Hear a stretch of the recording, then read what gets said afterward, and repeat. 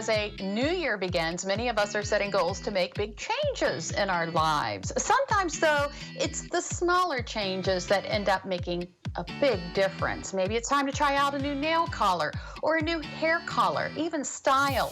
Exciting, right? But how do we know which colors or which styles? That's why we have Crystal Miles with us. She's a stylist and she's here to talk trends. Hi, Crystal. Hello, how are you doing today?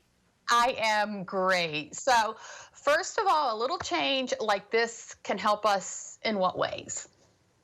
It just makes you feel better. You know, a new you, a new look. It just picks up your spirits and, you want to change things up. You don't want to look the same all the time. So, little tiny changes can make a big difference in how you feel about yourself. Sure, sure. Now, we want to talk nail color, and I know a lot of us sometimes get stuck with the same colors. So let's talk about some changes we could make there. What are the trends?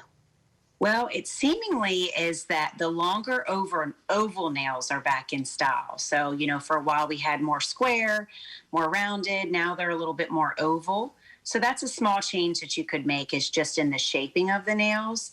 I will say natural nails are in. So a lot of people are doing the kind of like a French manicure style with the acrylic dip. Believe it or not, this spring, multicolored nails is going to be pretty popular. So it seems a little bit odd to many of us who are used to the same color on all five fingers, but it's a nice way to change things up. Another really popular thing in nails as well is going to be doing colored tips or doing designs just on the tip of the nails. So a lot of people do designs, but not as much on just the tip of the nails. So that's something that's kind of new and cool too. That's interesting. Okay, so I know a lot of us kind of got away from going out and getting a manicure at the shop and started doing our nails at home. Do you have any suggestions to make those manicures last longer? Definitely want to use a top coat. A top coat is going to be important to keeping that polish on longer. Also, putting a little bit of polish just around the tip of the nail just adds a little bit of extra base there. So that way, as you kind of hit things and tap on things, it wears that down and doesn't actually pull your whole polish off. So those are two ways that you can kind of keep the polish on longer. Another quick tip to making it look more like you got it done in a salon is when you apply that top coat to use a little orange wood stick, which is the skinny long sticks, and clean up around the nail line. It's a really easy way to get off any excess polish that you got on the skin. All right, all right. So let's go from nails to hair. Let's talk hair color trends. What's in 2021? Well, the silver hair is still in. So all of those who don't like that trend, it's still there.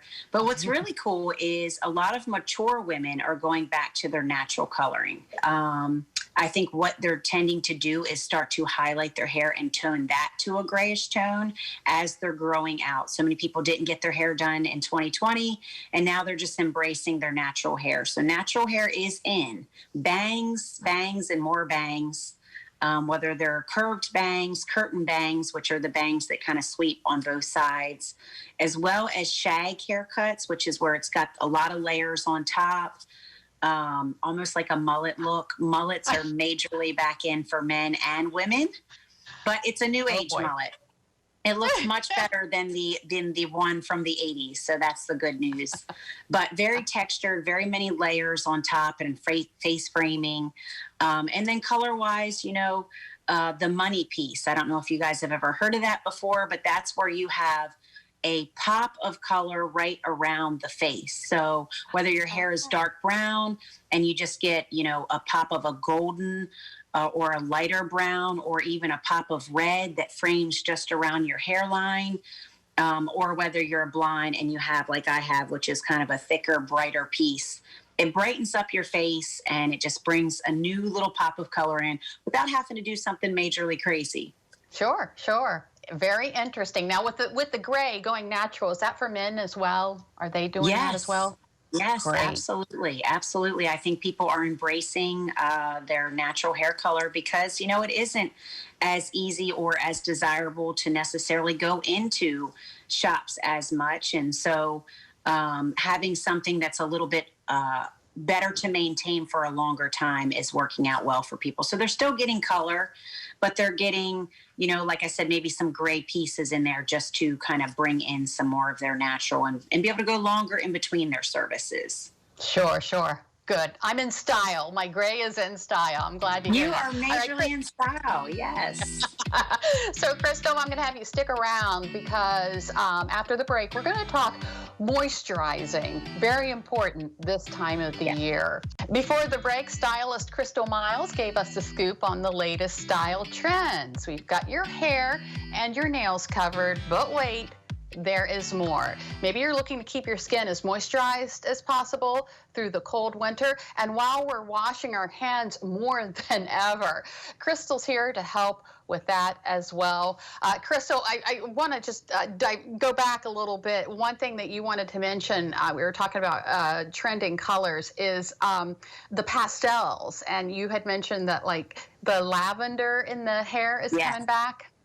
The That's light exciting. coloring, the lavender, the strawberry blondes, the kind of peachy tones, which would be more of your golden tones over top of blondes. Those are going to also become pretty popular. They're not we saw before the really bright, intense colors, and you'll still see that, but it will be kind of more of the soft tones on top. So that should be really interesting to see as well. All right. I want lavender hair. But anyway, we're moving on to moisturizing. So it's something we need to do this time of the year anyway. Do you have any tips for moisturizing the right way? Yeah, I think most importantly, there's a few things you have to factor in. You've really got to drink more water. There's a lot of dry air. So keeping moisturizer readily on you all the time, carrying some lotion in your handbag, or guys put it in your trucks or cars, having it available for you to apply more often is going to help a lot for sure. Drinking more water, thinking warm instead of hot. A lot of times it's cold. We get in the car, we turn our heat up on high and blast it, and that's drying out our skin even more. So warm is better than hot, and that goes for water as well. As you're washing your hands, you want to use warm water, not super hot water. That's going to dry you out even more also. Sure. A great tip that you can use at home or in the office is having a little humidifier. That just keeps some moisture in the air as well. Exfoliating, that gets all of the dead skin off of your hands and your body and allows that moisturizer to get more deeper into the skin. That's going to be something that can really help. And many of us struggle, I know I do, with really dry hands. And what I recommend, which works wonders, is before you go to bed, putting on a heavy moisturizer and then applying some Vaseline over any areas that are really dry and wearing gloves to bed. Sounds kind of weird. It might be hard to get used to, but it makes a huge difference in your hands in the morning. So that's a great tip that you can try too.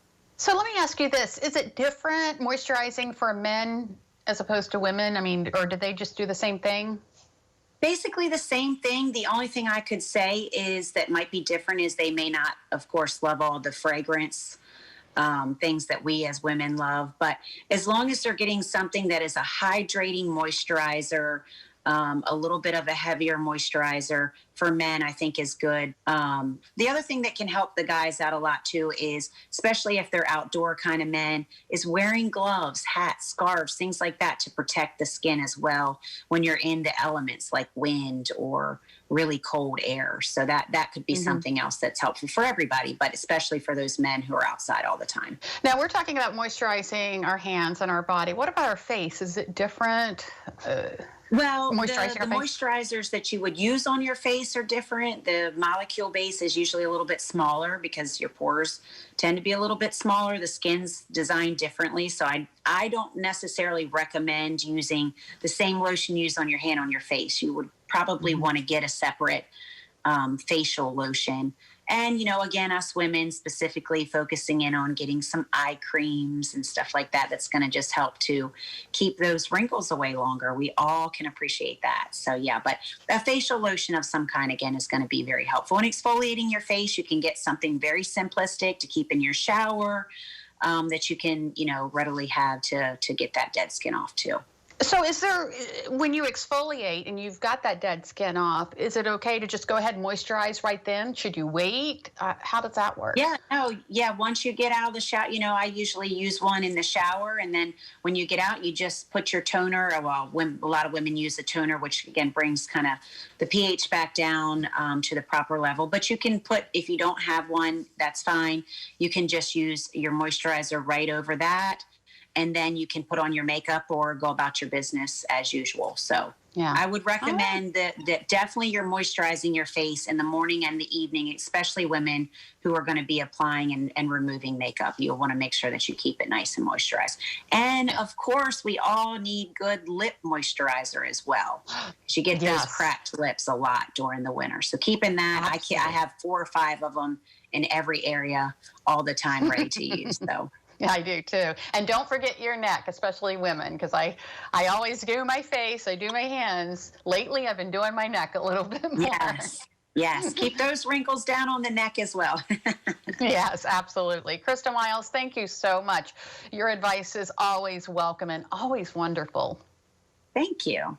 It's great to see you guys.